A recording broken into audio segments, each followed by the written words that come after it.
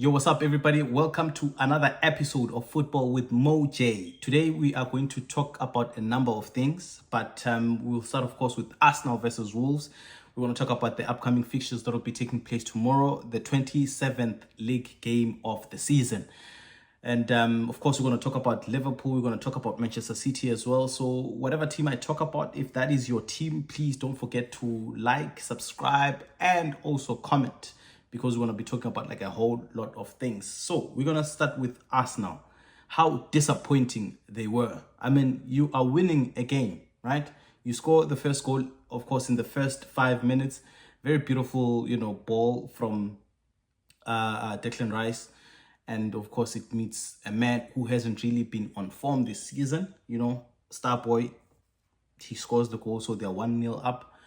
Obviously, whatever tense feeling there was in the stadium or among Arsenal fans, it reduces a bit. We're scoring in the first 5 minutes at Molineux. You're thinking, of course, if we're able to score this, let's at least get the second goal. We get the second goal and we're more comfortable. Now we manage the game and the game ends in favor of us. That's what you'd hope. So they went into, of course, halftime leading 1-0. The second half, of course, they get a goal again, from Nkapie, a beautiful goal, by the way, which was also thought to be offside, but it was later checked and they realized that there was a Wolves man who actually had kept Nkapie onside. So it was a goal, which was then 2-0. Now, I think with the second goal, Arsenal got overly excited. They thought they have the game and they've killed the spirit of Wolves. So when it came to defending, I don't think they were defending the way they should have, because they gave so much space, to a Wolves player, and he has a one hell of a left foot, So he just stood in good position and he shot it inside the net in the 60th minute. And you concede such a goal when you are away in the Premier League, there's going to be problems. There's going to be problems. This is the same thing that has happened to Liverpool. You'd see them 2-0 up, but they just concede one foolish goal. And it's going to be very difficult now, because you have awakened, the lion in the other team. And such was the case in this game. After they scored that goal, it gave them belief. And unfortunately for Arsenal, of course, they tried all the tricks they could come up with. They wasted time. They became as slow as snails, but it didn't work in their favor, because it looks like, in the dying minutes, 2 minutes into the extra time, Wolves managed to score a second goal. And for that second goal, I must say that I blame the keeper. Raya should have actually left, Gabriel to deal with it, because he dealt with it just fine. But for whatever reason, he sees it in front of him, but he still goes for the ball. He sees Gabriel heading the ball, but he still goes for the ball too. Why would you do that? And of course, once they do that, then now they're in balance, Now they're in balance. Now they're not in balance. Now they're not in balance. Yes. Now they're not in balance, of course. And what later happens is that Wolves gets, a very good opportunity there. And he shoots it. Unfortunately, Calafiori tried also to, actually he was just putting his body on the line. You know what I mean? Calafiori, that is. So if the ball hits him, then there's a high chance that it might go out. But unfortunately for him, the ball hits him and goes inside the net. And there's it's the 92nd minute. It's over. There's not much to do there. And of course, they have chances there. They could maybe, nick one in the dying minutes. But why do you have to leave it late to do the right thing? For a team that has been second for the past 4 seasons or 3 seasons, how is it that they do not learn? How is it that they do not learn? Why do they always have to leave it late? Is there something that this City side has that Arsenal just cannot deal with? It doesn't make any sense. Because, you can't now blame Arteta. I don't see any reason to blame Arteta. He put a squad. The squad got all the goals they could. Now it's up to the players. Now they have to show that, there are leaders in that team. Now they have to show that they want it. Now they have to show that they've learned from the mistakes of old. There were moments where Arsenal couldn't get goals. They went on to bring, of course, a striker. But now they're lucky because they're getting those goals. You're 2-0 up. How, are you even conceding the first goal? How are you even doing that? I thought Arsenal had the best, defense in the league. And I believed at one point they did. But for all we know, we have known that the defense will always win you leagues. The defense will always win you leagues. And for whatever reason right now, it looks like it's a mess at Arsenal. It looks like it's a mess. And unfortunately for Arsenal fans, I don't know. Because you look at the upcoming fixtures they have and how they are right now morally. Obviously, they're down. Now there is definitely, some sort of fear that has crept in. Because you can see even with their fans, they don't believe as they used to. They don't believe as they used to. Because at one point they were like, please keep yourselves calm. We got this. Now with that draw against a side that is on the 20th point in the league, a team that is getting relegated, a team that has been terrible this season, you are getting draw as a team that is possibly gunning for the league. My goodness, that is disappointing. That is disappointing. And I must say that also, you can't sack Arteta. He is the one that built this dynasty. And if you are to sack him, you might just take yourselves 5 steps back. I don't think there's him. This is his team. They've invested so much on him. The Arsenal owners, they've invested so much on Arteta. He's assembled a very expensive squad. You bring someone new, he might not really like these players that Arsenal has. He might want to bring his own players. So now all this down the drain. And you can't really say for sure that Arsenal might win after Arteta. Arteta has built an Arsenal team that is capable of winning, but there's just something that he can't seem to get over. And I don't know if it's him or it's the players. There is just this, this blockage that just gets into these players and they somehow lose their cool. Because it doesn't make any sense. You're 2-0 up. This game is literally over. You have the best defense. Just defend for your lives. That's what I think maybe they're not understanding. This, from now until the end of the season, every game is a final. And when City smells blood, my goodness, they will come after you. They will come after you. Right now, they know there are 2 points behind. Of course, now it's 5 points, given that Arsenal sits on 58 and City is at 53. They'll be playing against Newcastle. Newcastle are blowing hot and cold air. And maybe because they beat Karabakh in the Champions League, that might give them, a lift of some sort. But City are at home.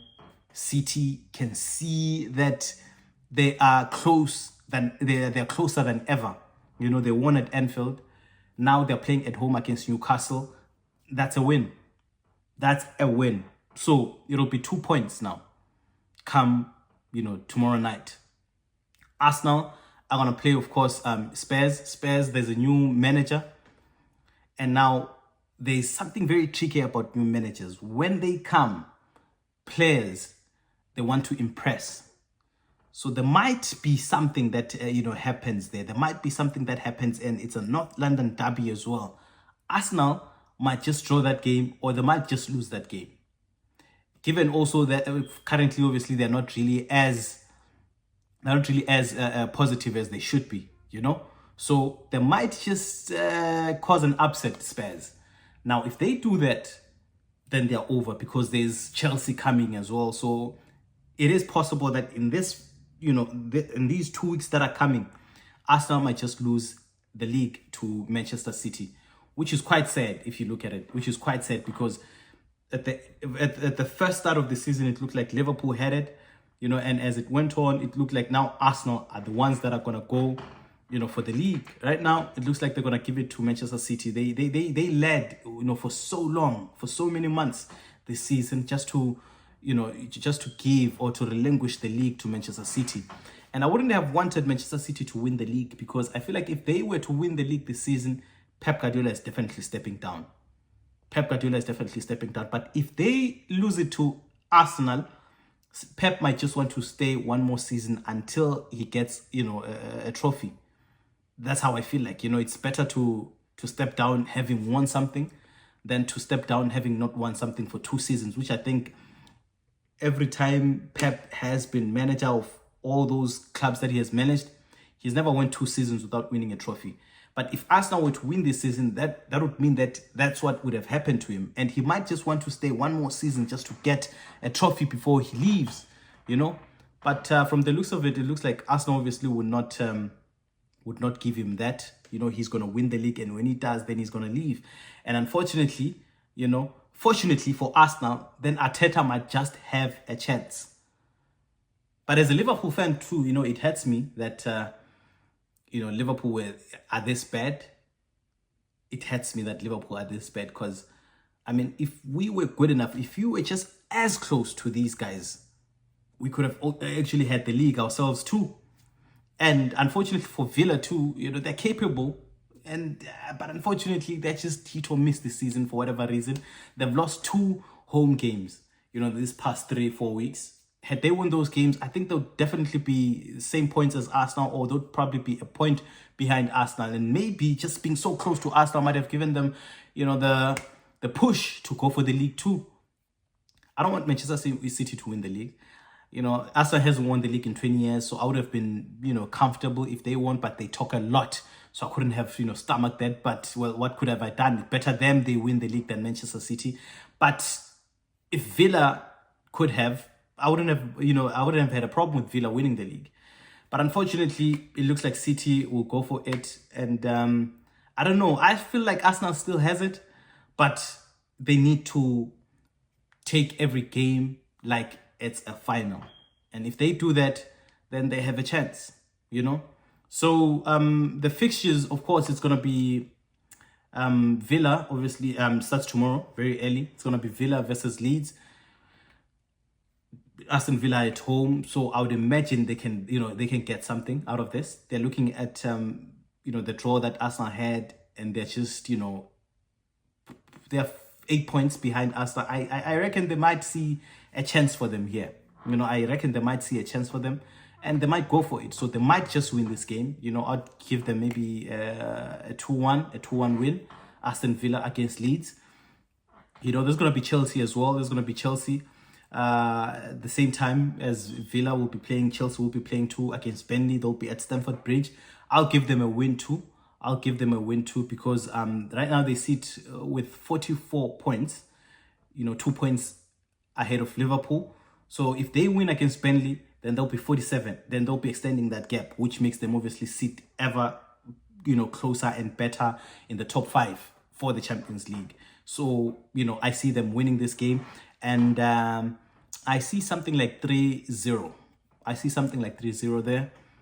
Of course, there's going to be Manchester City in the evening against Newcastle, which I see a good, 3-1 from Manchester City. A good 3-1 from Manchester City. And of course, there's going to be goals from no one other than, Semenyo would probably have one there. And of course, the leading top goal scorer of this season, which is Erling Haaland. He might want to get a few goals there. And of course, there's going to be on Sunday. It starts off with Liverpool, of course. There's going to be Crystal Palace too. There's going to be Liverpool. There's going to be Sunderland. There's going to be, these 3 teams, or these 3 fixtures will be starting at the same time, which will be 8 a.m. And it's been difficult for Liverpool against Nottingham Forest. But, that was when Nuno Espirito Santo was still there. So maybe right now, and of course we lost against them as well at Anfield. We might have, but let me check this one out just to confirm if my suspicions are true. Oh, yes, we lost last year, which was 3-0 at Anfield. So looking at tomorrow, at Sunday's game against them, I guess this is one of those fixtures that will show us if truly we are on a upward slope. Are we on an upward slope, or are we still, hitting and and missing? Are we hitting and missing, or are we getting better at this? Are we gonna go for the Champions League? Because we have a chance. We have a chance. We are 2 points behind Chelsea. If Chelsea wins tomorrow, then we are 5 points, and if we win, we are 2 points again. So tomorrow, Sunday, will really tell us where we are, which I think something can give, because you see the Liverpool fans believing that they can also gun for the FA Cup, the Champions League as well, and the Champions League spot. So there's a sense of belief in the squad right now that they can get something.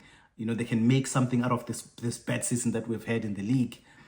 There's going to be obviously Spurs versus Arsenal, London derby. Spurs are going to be home, Tottenham Hotspur Stadium, and they might just want to upset Arsenal. They might want to upset Arsenal, just like how Wolves did. And that's what I love. This is what you want to see. You want to see an upset that is caused. But Arsenal are going to have to be very, very focused. They're going to have to be very, very focused.